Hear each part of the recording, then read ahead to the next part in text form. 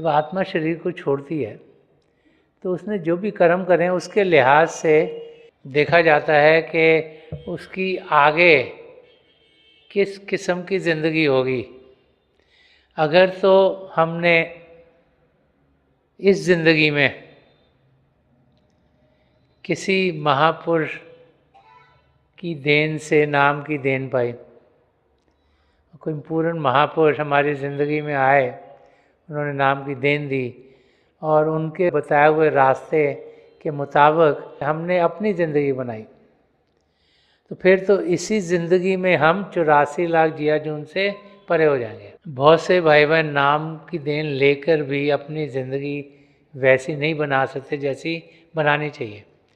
तो संत कृपाल सिंह जी महाराज हम सबको एक बहुत बड़ा वरदान दे गए हैं, फरमा गए हैं कि अगर कोई भी सत्संगी भाई बहन जिसे नाम की देन मिल गई है, अगर वो सही तरीके से अपनी ज़िंदगी नहीं बना पाया तो फिर वो शरीर से नीचे गिरेगा नहीं, उसे एक और शरीर मिलेगा और फिर उसे मौका मिलेगा। और ज़्यादा से ज़्यादा जिसने बड़ी खराबियां की उसको 4 जन्मों में वो फिर 84 लाख जिया जून से अलग हो जाएगा।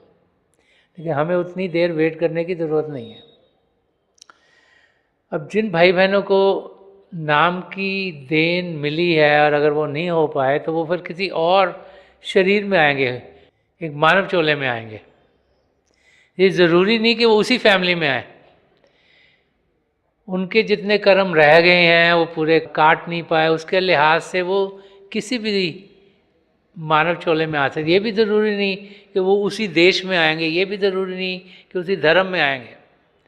वो दुनिया में कहीं भी भेजे जा सकते हैं जहाँ पर लगेगा कि उनके कर्मों का हिसाब किताब सही तरीके से हो सकता है। जो भाई बहन जिन्हें नाम की देन मिली नहीं, वो तो 84 लाख जिया जून में अपने कर्मों के साथ फिर से भटकेंगे।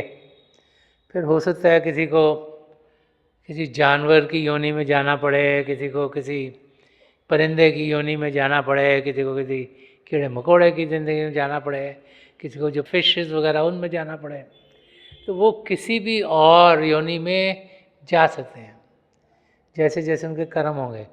तो जब किसी इंसान की मौत होती तो ज़रूरी नहीं कि वो वापस ही उसी फैमिली में आएगा। हो सकता है कि वो आए, बट ये ज़रूरी नहीं है।